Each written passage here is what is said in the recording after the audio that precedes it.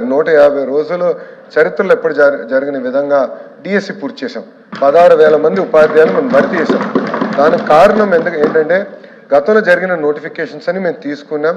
కోర్టులో ఎందుకు ఇబ్బందులు పడ్డామనేది కూడా తీసుకున్నాం.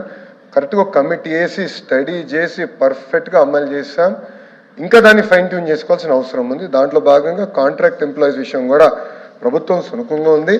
దానికి ముందల వివరాలు తీసుకుని లీగల్ పొజిషన్ తీసుకుని దానిపైన నేను చెప్తాను అధ్యక్ష క్షమించాలి, నేను సమాధానం చెప్పేటప్పుడు 3 సంవత్సరాలు అని చెప్పాను అధ్యక్ష. 3 నెలలు క్షమించాలి, నేను తప్పు చెప్పాను. 3 నెలల్లో పూర్తి చేస్తాను.